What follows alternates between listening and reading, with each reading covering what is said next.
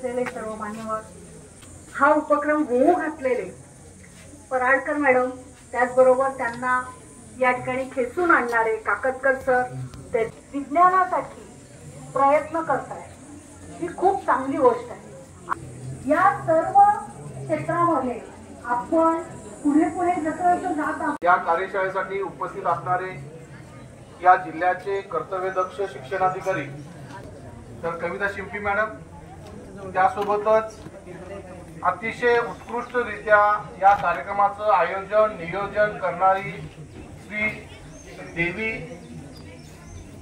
माऊली शिक्षण प्रसारक मंडळचा स्टाफ, त्यासोबतच विज्ञान मंडळाचे माझे अतिशय महत्त्वाचे कार्यकर्ते, जे कुठेही जिल्ह्यामध्ये, मी अनेक जिल्ह्यामध्ये काम केलो, पण सिंधुदुर्ग जिल्ह्यातलं विज्ञान मंडळासारखं जे राबणारे कार्यकर्ते कुठेच मी बघितले नाही। उत्साही शिक्षक जे आहेत ते विज्ञान मंडळाचे आहेत आणि त्यातले त्या सावंतवाडी तालुक्यात तर जोरातच चालतं का, हे विशेष आहे। त्यासोबतच या सर्व कार्यक्रमाच्या मागे अतिशय मोठा हात ज्यांचा आहे ते म्हणजे आमचे काकतकर सर।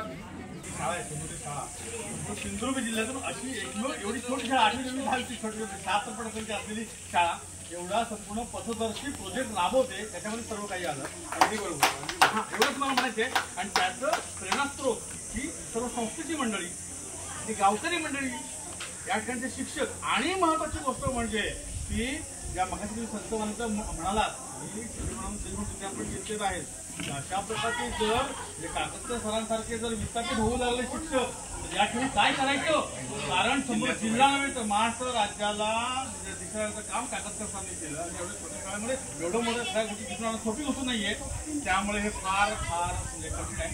तर काकतकर सर आणि सर्व मंडळींचं या ठिकाणी मी संघटनेच्या वतीनं, शिक्षण चळवळीच्या वतीनं, सिंधुदुर्ग जिल्ह्याच्या वतीने देतो आणि धन्यवाद देतो। अतिशय लहान शाळा असून सुद्धा त्यांनी 4 वर्षापूर्वी मला वाटतं अशाच प्रकारचे उपक्रम राबवला होता आणि अशाच प्रकारची या ठिकाणी विज्ञान जत्रा भरवलेली होती, तेव्हा मी पण या ठिकाणी उपलब्ध होतो। आणि या माध्यमातूनच काकतकरांच्या माध्यमातूनच आम्ही जिल्हा राज्यस्तरीय 3 मोठे कार्यक्रम घेतले आणि ते चांगल्या प्रकारे जगतात आम्ही सक्सेस करून दाखवले आणि हा आदर्श संपूर्ण राज्याला घ्यावा। इथून बघूया, इथून काय दिसतंय तुम्हाला सगळ्यांना? घोडा धावतोय असं दिसतं ना, मग हे दृष्टी सातत्यामुळे होतं। दृष्टी सातत्य म्हणजे काय? म्हणजे 110 सेकंदाच्या आधी वेगवेगळ्या प्रतिमा दाखवल्या तर त्या एकमेकांमध्ये मिक्स होतात। दुसरं एक उदाहरण म्हणजे आपण रात्रीच्या वेळेला एखादं कोलीत पेटतं घेऊन जरी फिरवतो, गोल दिसतो, अगर